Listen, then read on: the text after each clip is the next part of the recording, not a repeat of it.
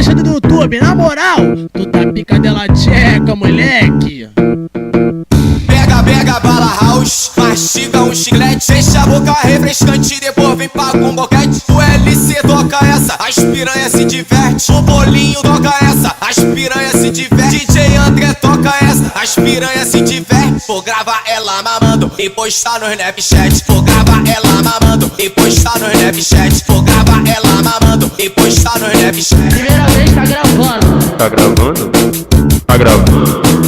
Então grava ela me mamando, me mamando, me mamando. Então grava ela me mamando, me mamando, me mamando. Então grava ela me mamando, me mamando, me mamando. Só porque eu tô novinha, só porque eu tô novinha. Engoliu meu pau. Tu tá com teu capacete aí? Ah, não tá não? Então coloca, meu mano Alexandre do YouTube vai tacar uma pedrada.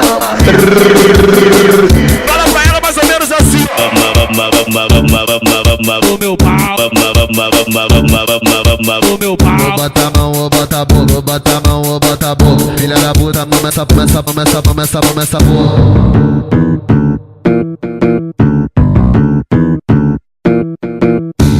Pega bala house, mastiga um chiclete, fecha a boca refrescante, depois vem paga um boquete. O LC toca essa, as piranhas se diverte. O bolinho toca essa, as piranhas se diverte. DJ André toca essa, as piranhas se diverte. Vou gravar ela mamando e postar no Snapchat. Vou gravar ela mamando e postar no Snapchat. Vou gravar ela mamando e postar no Snapchat. Primeira vez tá gravando. Tá gravando? Tá gravando. Então grava ela me mamando, me mamando, me mamando. Então grava ela me mamando, me mamando, me mamando. Então grava ela me mamando, me mamando, me mamando. Só porque eu tô novinha, só porque eu tô novinha. Engoliu meu pau. Todo de uma vez.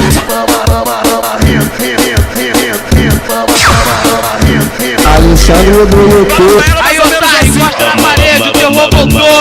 Caralho, agora ficou afiado, viado. Puta que pariu. Bota a mão, ô bota a boca. Filha da puta, mama essa porra.